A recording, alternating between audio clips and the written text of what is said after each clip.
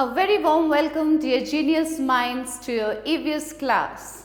So, here we are going to start with class 5, Eco Tour, a book of environmental studies by Coral Publishers. So, today we are going to start Unit 5, our needs of our EVS book. तैयार हैं आप सभी एक नया chapter पढ़ने के लिए? So here we start with chapter 6, Farmer, Food Producer. Who are these farmers? कौन है ये farmers और इन्हें food producer क्यों कहा जाता है? Food we get goes on a long journey before it reaches our plate.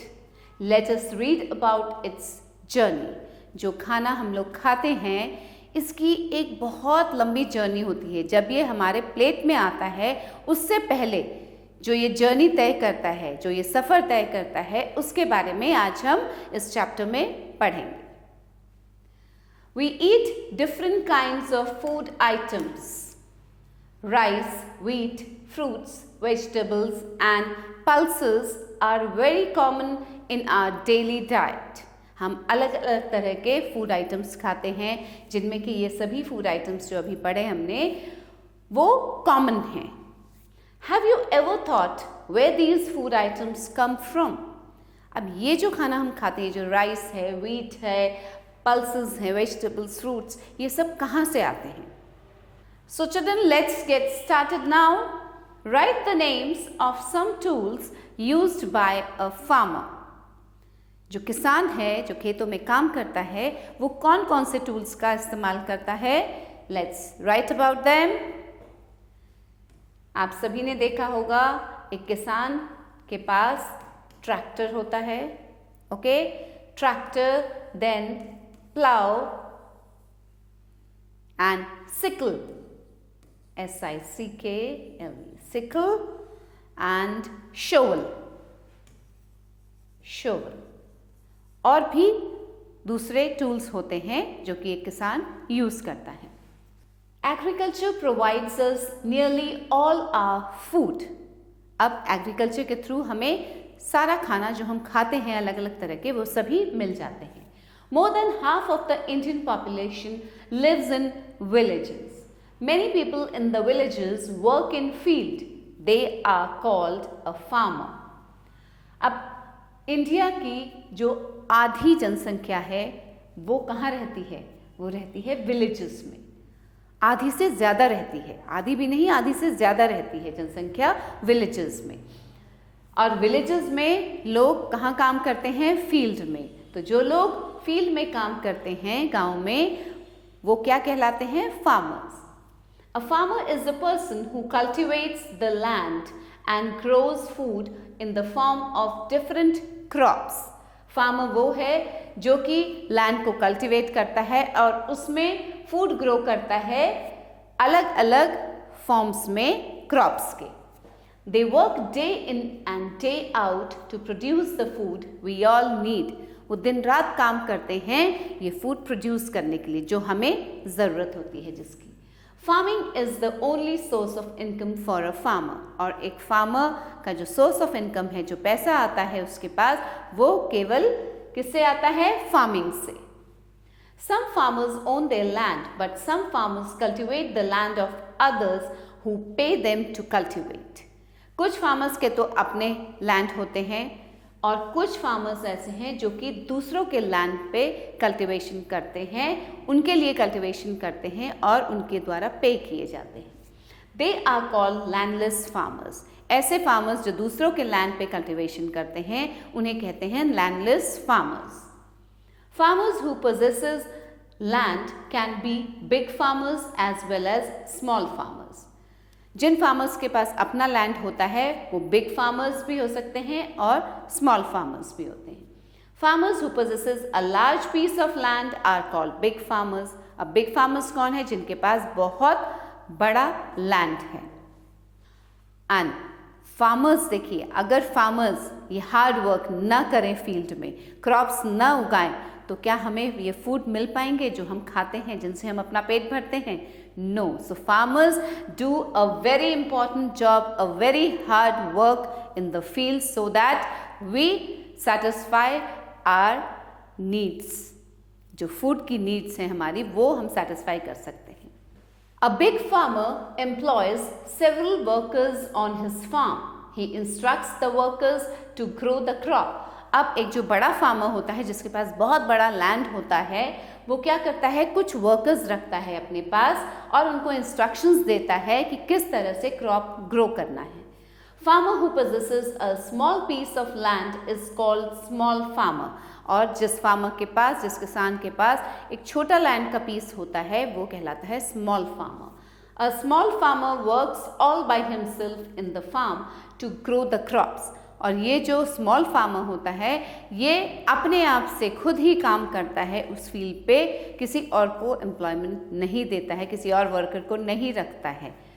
Fine. Now types of farming. There are many types of farming. अलग अलग तरह की फार्मिंग होती है. Subsistence farming. Many farmers in India have very small fields.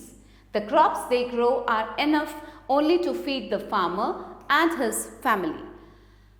India में बहुत सारे ऐसे फार्मर्स हैं जिनके पास छोटे छोटे फील्ड्स हैं, छोटे फील्ड्स हैं और उसमें वो उतना ही क्रॉप ग्रो कर पाते हैं जितना कि उनके लिए या उनकी फैमिली के लिए पर्याप्त होता है.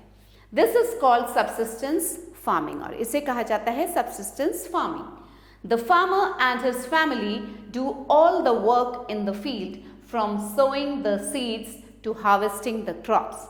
फार्मर और उसकी फैमिली मिलके काम करती है फील्ड पे, सोइंग से लेके, बीज लगाने से लेके, क्रॉप लगाने से लेके और हार्वेस्ट करने तक क्रॉप को. Fine. Next comes the commercial farming. In our country, a very small number of farmers own large farmlands. They produce a large quantity of food crops. अब हमारी कंट्री में, इंडिया में बहुत कम ऐसे फार्मर्स हैं जिनके पास बहुत बड़े बड़े लैंड्स हैं और वो बहुत लार्ज क्वांटिटी में उसमें फूड क्रॉप्स ग्रो करते हैं. They sell the crop in mandis or large markets in the nearby cities. और पास की ही सिटीज़ में उन क्रॉप्स को ले जाके मंडीज में या मार्केट में बेचते हैं. This type of farming is called commercial farming और ऐसी फार्मिंग को commercial farming कहा जाता है. These farmers use high quality seeds to get a good crop.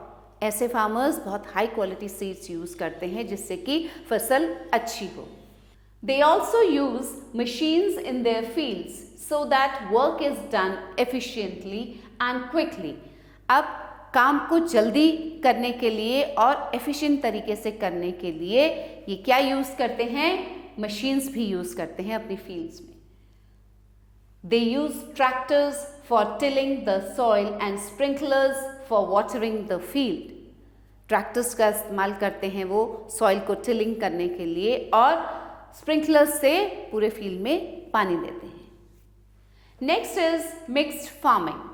Some farmers have fields that are large enough to grow crops as well as to rear animals like cows and goats. This is called mixed farming. अब कुछ farmers के fields इतने बड़े होते हैं जिसमें कि वो क्रॉप भी ग्रो कर सकते हैं और एनिमल्स को भी रियर करते हैं, एनिमल्स भी रखते हैं जैसे काउज एंड गोट्स. इस तरह की फार्मिंग को कहा जाता है mixed farming. Now knowing more, India is an agricultural country. हमारा देश भारत एक कृषि प्रधान देश है. Next comes the types of crops. अलग अलग तरह के क्रॉप्स के बारे में पढ़ेंगे. The farmers grow 2 types of crops. Food crops. पहला कौन सा है, फूड क्रॉप्स. कौन कौन से हैं food crop? Wheat, rice, bajra, pulses are the examples of food crops. Second is cash crops. अब कैश क्रॉप्स कौन से हैं? Rubber, tea, coffee and cotton are the examples of cash crops. Requirements of a farmer. एक किसान की क्या क्या ज़रूरतें होती हैं? A farmer requires different things to grow crops. अब देखिए एक फार्मर को कौन कौन सी चीज़ें चाहिए होती हैं अपनी फसल को उगाने के लिए। पहला है seed. The most important requirement of a farmer is seeds. A farmer gets seeds from the market, और ये सीड्स उसको कहाँ से मिलते हैं? मार्केट से। The farmer ploughs the farm with the help of oxen और ट्रैक्टर्स। अब वो खेत की जुताई करता है किसकी मदद से? या तो ऑक्सन या ट्रैक्टर्स की मदद से। Small farmers plough with oxen and big farmers with the help of tractors. अब जो छोटे फार्मर्स होते हैं, स्मॉल फार्मर्स होते हैं, वो अपनी खेत को प्लाउ किससे करते हैं? ऑक्सन्स की हेल्प से। और जो बड़े फार्मर्स होते हैं वो ट्रैक्टर्स की मदद से करते हैं। After प्लाइंग the field the farmer shows the seeds in the soil. जब खेत की जुताई हो जाती है उसके बाद क्या करते हैं? वो सॉइल में सीड्स लगाते हैं। The seeds sown must be healthy and of good quality. अब ये जो बीज लगाते हैं ये हेल्दी होने चाहिए और अच्छी क्वालिटी के होने चाहिए। There are 2 methods of sowing seeds. अब बीज लगाने के भी 2 तरीके हैं। By hand with a seed drill, या तो हाथ से लगाते हैं या सीड ड्रिल की मदद से। Writing skill. Have you ever seen a farmer in his field? What did you see? Write it in your notebook. क्या कभी आपने किसी किसान को खेत में काम करते हुए देखा है? और अगर देखा है तो क्या करते हुए देखा है आपने? वो आपको अपनी नोटबुक में लिखना है कि किस तरह से एक किसान अपनी फील्ड में काम करता है। अब देखिए सीड लगाने के 2 तरीके अभी हमने पढ़े। By hand. In this method seeds are scattered in the field by the farmers. जो हाथ से लगाया जाता है, बीज बोया जाता है, उसमें क्या करता है किसान? अपने हाथों से बीज को फैला देता है फील्ड में। The disadvantage of this method are. अब इस मेथड के क्या क्या डिसएडवांटेज हैं? Seeds fall in cluster at just one place. अब कभी कभी क्या होता है जब वो बीज फैलाता है तो कुछ बीज एक साथ एक जगह, एक झुंड बन के एक जगह पे ही गिर जाते हैं। Seeds do not get into the right depth and birds pick them up.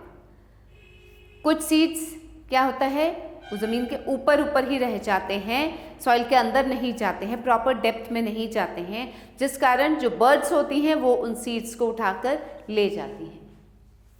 Now with a seed drill. अब सीड ड्रिल की मदद से कैसे बीज लगाया जाता है? A seed drill has a funnel shaped opening leading to long tubes. यहाँ देखिए ये है सीड ड्रिल। ओके, अब इसमें क्या है? फनल शेप्ड ओपनिंग होती है, लंबे लंबे ट्यूब्स होते हैं इसमें। Here are the tubes. These tubes are attached to the plow. अब ये प्लो से अटैच्ड हैं ये। Seeds are put into the funnel. अब सीड्स को कहाँ डाला जाता है? इन फनल्स में डाला जाता है। As the plow makes furrow in the soil, the seeds are deposited at the right distance and right depth in the soil by the drill. अब जैसे ही ये चलता है, प्लो करना शुरू करता है, खेत को जोतना शुरू करता है, तो इसमें जो सीड्स होते हैं ये एक राइट डेप्थ तक जाते हैं सॉइल के, और राइट डिस्टेंस में, इनके बीच में डिस्टेंस जो होता है बिल्कुल करेक्ट होता है, ये गिरते जाते हैं। फाइन। तो इस तरह से सीड ड्रिल से लगाया जाता है, ये सीड्स बोए जाते हैं। Now, knowing more, seed drill method is better than sowing seed by hand. Yes, definitely seed drill से जो seeds लगाए जाते हैं वो एक प्रॉपर मेथड में लगाए जाते हैं, वो much better है than seeds by hand. Fine. Now comes the transplantation. What is transplantation? The seeds of certain crops are not directly sown in the field. कुछ क्रॉप्स ऐसे हैं जिनके सीड्स को डायरेक्टली फील्ड में नहीं लगाया जाता है। Instead they are first sown in nurseries. उनको पहले नर्सरीज में लगाया जाता है। Later the seedlings are transferred to the field. फिर उन सीडलिंग्स को फील्ड में ट्रांसफर किया जाता है। This is known as transplantation. Fine. Plants like chilies, tomatoes and rice are grown by the transplantation method. ये चिलीज, टोमेटोज एंड राइस जो उगाए जाते हैं ये ट्रांसप्लांटेशन मेथड से ही उगाए जाते हैं. Manure and fertilizers. When the soil is not very fertile, the farmer applies the manure or fertilizers in the soil. अब कभी कभी कुछ खेतों में जो ज़मीन होती है, जो मिट्टी होती है, वो बहुत ज़्यादा उपजाऊ नहीं होती है. उसको उपजाऊ बनाने के लिए क्या ऐड करते हैं उसमें? मैन्योर, खाद और fertilisers. When a farmer grows 2 or more crops, then the manure or fertilizers become essential.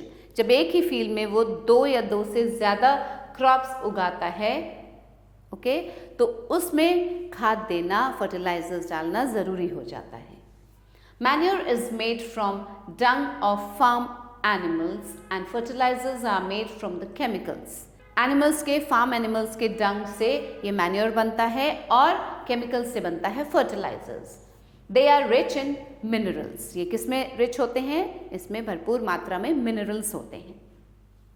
Now knowing more, natural fertilisers are made from plant and animal waste. Example compost. ये जो compost है ये natural fertiliser है और ये plant और animal waste से बनता है.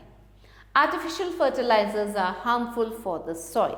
जो आर्टिफिशियल फर्टिलाइजर्स होते हैं वो सॉइल को नुकसान पहुंचाते हैं. The soil needs water after the sowing of seeds. अब जब सीड लगा दिए उसके बाद उसमें पानी देना ज़रूरी होता है. Water is essential for the growth of plants. The process of watering plants in the field is known as irrigation. अब पानी बहुत ज़्यादा ज़रूरी होता है सीड्स के लिए, तो ये जो प्रोसेस है प्लांट्स को वाटर करने का जो प्रोसेस है फील्ड में उसे कहा जाता है irrigation. A farmer waits for the rain. If it does not rain और rain little, the farmer irrigates the farm. पहले तो फार्मर जो है वो किसके लिए वेट करता है? बारिश की इंतज़ार करता है. अगर बारिश भरपूर मात्रा में नहीं होती है, बहुत कम होती है या नहीं होती ही नहीं है, तो वो क्या करता है? इरिगेट करता है अपने फील्ड को. Small farmers irrigates the farm with the help of wells and big farmers irrigate with the help of tube wells. अब जो स्मॉल फार्मर है वो अपने फील्ड को कैसे इरिगेट करता है? कुएं से पानी लाकर. और जो बिग फार्मर्स होते हैं वो ट्यूबवेल की मदद से अपने फार्म को इरिगेट करते हैं. Now, in basin irrigation, field is filled with water. In sprinkler irrigation, water is sprinkled on crops by sprinklers. अब देखिए जो बेसिन इरिगेशन होता है उसमें फील्ड में क्या किया जाता है? फील्ड को पानी से भर दिया जाता है.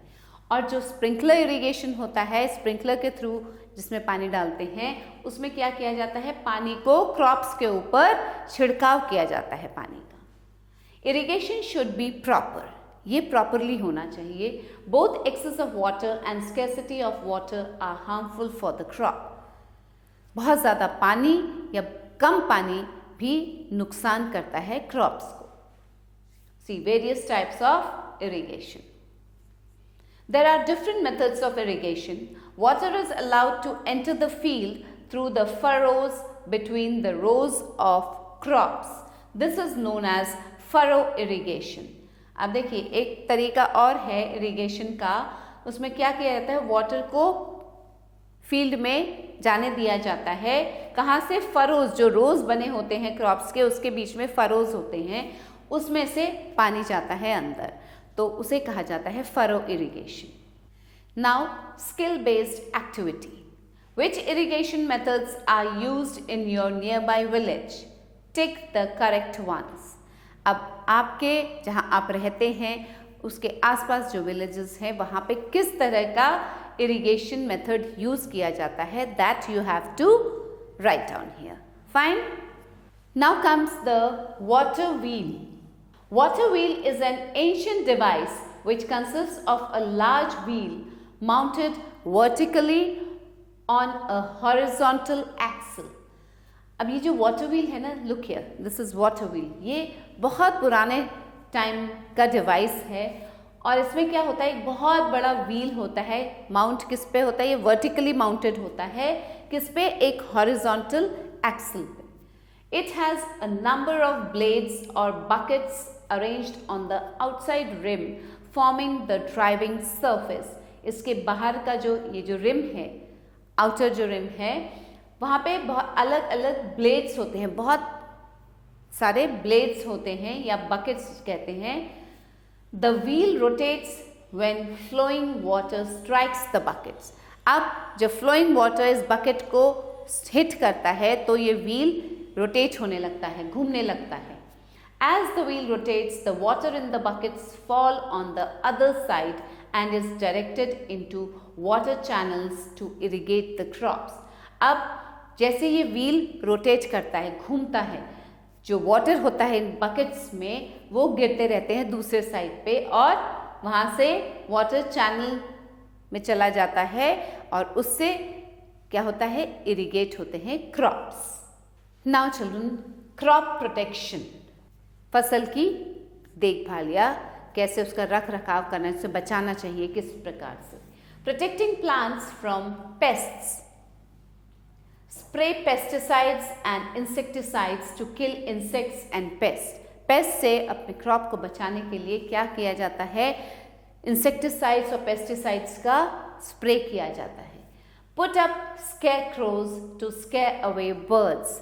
अब जो बर्ड्स होती हैं वो भी आके फसल को नुकसान पहुंचाती हैं, तो उसके लिए स्केयरक्रोज लगाए जाते हैं फील्ड में। Fine.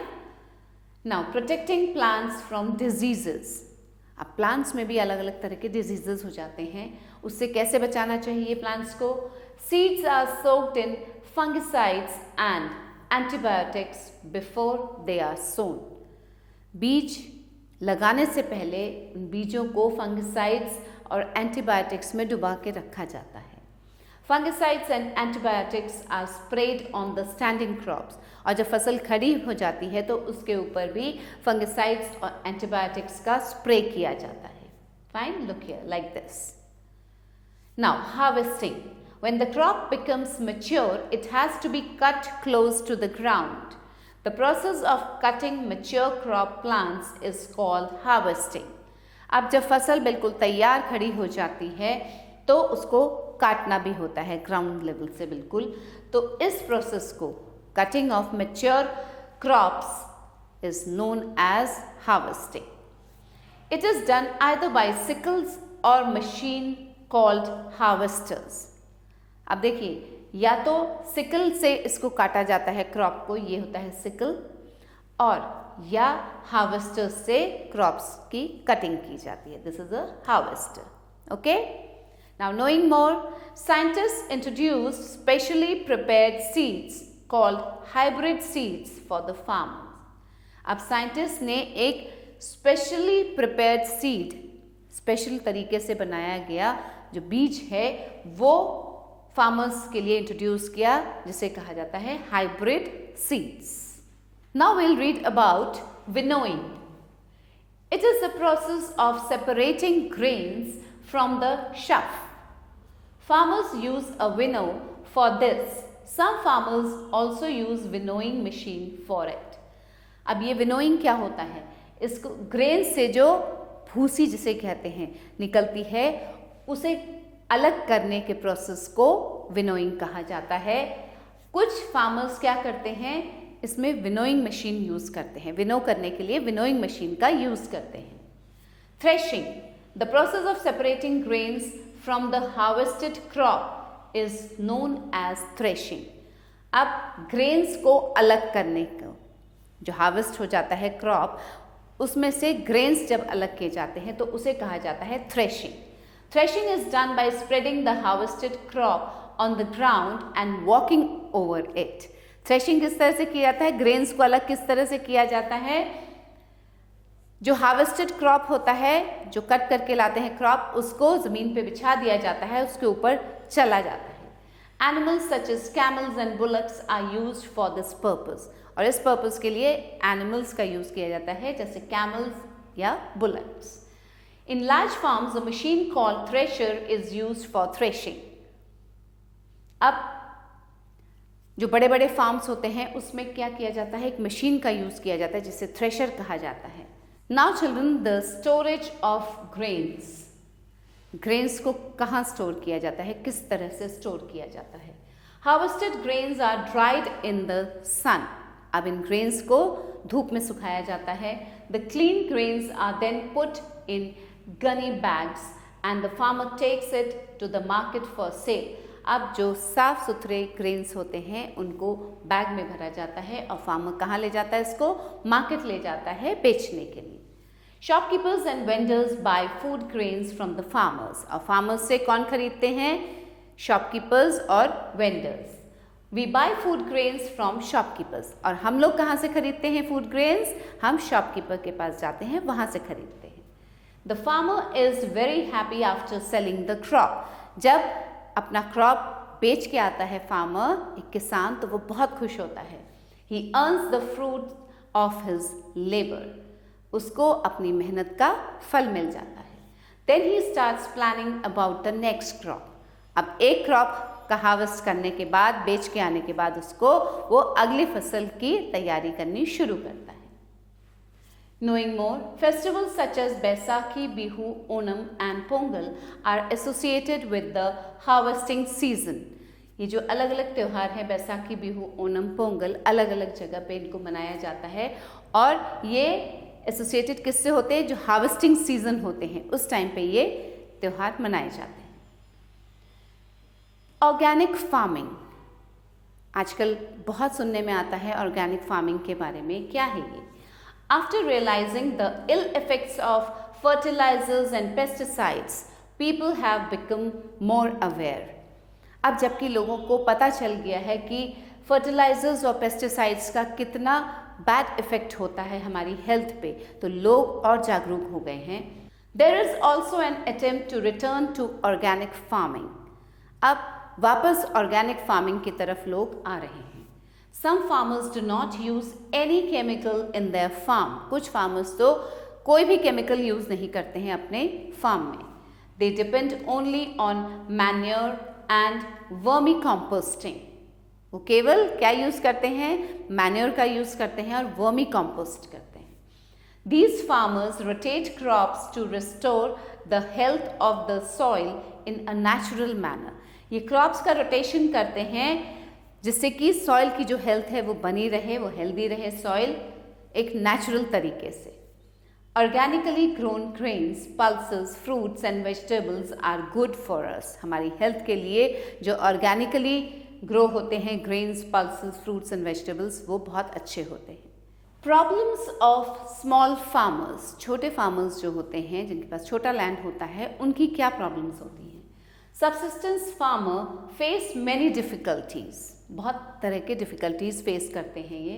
They mostly depend on the rain for water for their crops. अपने फसल में पानी डालने के लिए वो किस पे डिपेंड करते हैं? टोटली वो बारिश पे डिपेंडेंट होते हैं। They have to borrow money to buy seeds and fertilisers. बीज और फर्टिलाइजर्स परचेज करने के लिए उन्हें क्या लेना पड़ता है? मनी बोरो करना पड़ता है किसी से।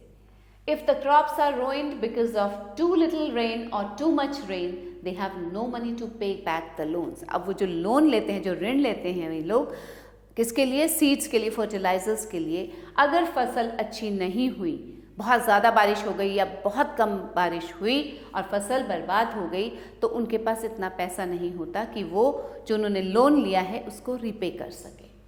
As a result, they and their families have to go to cities to work. और इसका नतीजा क्या निकलता है फिर? इन फार्मर्स को, ऐसे फार्मर्स को कहाँ जाना पड़ता है? शहरों में चले जाते हैं वो अपनी फैमिलीज को लेके काम करने के लिए। Now skill based activity. Do you know about the organic farming? अभी पढ़ा हमने ऑर्गेनिक फार्मिंग के बारे में। Collect some information about the organic farming. अब आप अपने ग्रैंड पेरेंट्स से बात कीजिए, आसपास के लोगों से बात कीजिए। अगर आप किसी ऐसे इंसान को जानते हैं जो कि फार्मिंग से कनेक्टेड है तो उनसे बात कीजिए, पूछिए उनको ऑर्गेनिक फार्मिंग के बारे में, उनके इम्पोर्टेंस के बारे में एंड क्या क्या यूजेस हैं ऑर्गेनिक फार्मिंग की। Fine. Now life lesson. Pay respect to mother earth. As we do to our mother, it nurtures life. हमें अपनी मदर अर्थ की इज्जत करनी चाहिए. जिस प्रकार से हम अपने माँ की इज्जत करते हैं, तो ये जो धरती है, ये जो भूमि है, ये भी हमारी माँ ही है और वी शुड रिस्पेक्ट इट, क्योंकि ये हमें जीवन देती है. A healthy soil is important to get a healthy crop.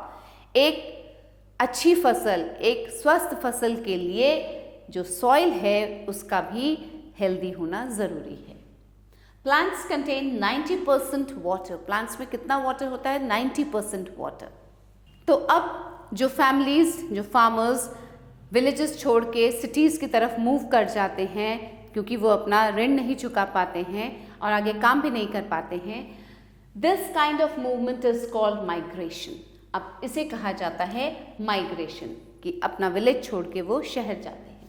During the harvesting season, these farmers work on bigger farms for other farmers. अब जब हार्वेस्टिंग सीजन आता है तो ये जो फार्मर्स होते हैं, जो स्मॉल फार्मर्स जो कि शहर की तरफ मूव करके, वो किसके लिए काम करते हैं?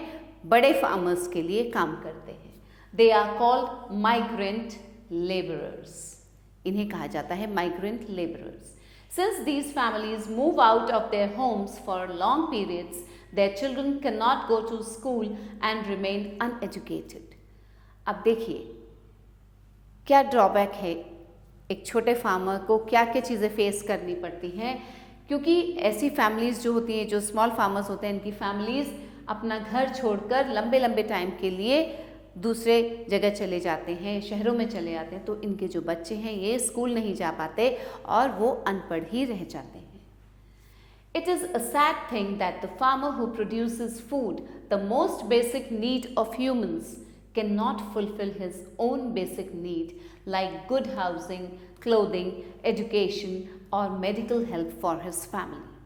कितने दुख की बात है कि वो इंसान, वो फार्मर, वो किसान जो कि हमारा पेट भरने के लिए खाना प्रोड्यूस करता है, फूड प्रोड्यूस करता है, वो अपनी ही बेसिक नीड्स पूरी नहीं कर पाता, अपने बच्चों को अच्छा एजुकेशन नहीं दे पाता, उनको अच्छे कपड़े नहीं पहना पाता, गुड हाउस नहीं है उसके पास, घर नहीं है, मेडिकल फैसिलिटी नहीं ले पाता वो. It's really very sad. The government has some schemes to help small farmers so that they are not forced to leave their homes and their families have enough to eat. अब government ने कुछ schemes निकाली हैं, कुछ schemes हैं government के पास, जिससे कि इन छोटे फार्मर्स को अपना घर ना छोड़ना पड़े और ये अपनी फैमिली के लिए अच्छा खाना अरेंज कर सके, अपना भी पेट भर सकते हैं, अपनी फैमिली का भी पेट भर सके. Now children, revision time. A farmer is a person who grows crops in his farms. Big farmers own a large piece of land, but small farmers owns small pieces. Big farmer employs workers, but a small farmer works himself. A major source of our food materials come from agriculture. Some farmers work on bigger farms for other farmers. They are called migrant laborers. Manure or fertilizers are applied where the soil is not fertile. A farmer plows the farm before sowing the seeds. Well, tube well, canal, etc. are different methods of irrigation. Fine children? So now children, let's do some exercise. Tick the correct option. A small farmer plows the field with tractor, oxen, dogs. With oxen. Fertilizers are made of animal dung, salt, chemicals. They are made of chemicals. Harvesting of crops is done with sickle, leveler, khurpa. It's done with sickle. To keep away birds from the field, a farmer put up bamboo, scarecrow, wire. They put up scarecrow. The process of cutting mature crop plant is called irrigation, sowing, harvesting. It's called harvesting. Farming is the only source for a farmer, teacher, doctor. It's the only source for a farmer. Fine? Now fill in the blanks. Here are some words given in the help box. Let's read them first. Crops, farming, tube well, seeds, well, cash crops. A farmer gets dash from the market. A farmer gets seeds from the market. So write down seeds here. A small farmer irrigates the farm with the help of well. A farmer requires different things to grow crops. So write down crops here. Dash is the only source of income for a farmer. Farming is the only source of income. So we write down here farming. Rubber, tea, coffee and cotton are the examples of cash crops. These are the cash crops. Big farmers irrigate the farm with the help of tube well. So write down tube well here. Okay? Now write T for true and F for false. People who work in office are called farmers. No, false. Write down F here. The manure is environment friendly. Yes, this is true. In organic farming, farmers depend only on manure and vermicomposting. Yes, true. Farmer who possesses a large piece of land is called small farmer. No, false. Water is not essential for the growth of plants. False.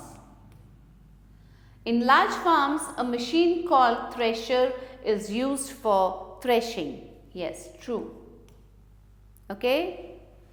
Now children, answer the following questions. अब ये जो questions हैं इनके answer आप एक बार फिर से chapter को पढ़ेंगे और उसमें से आंसर्स फाइंड आउट करेंगे. Let's read the questions here.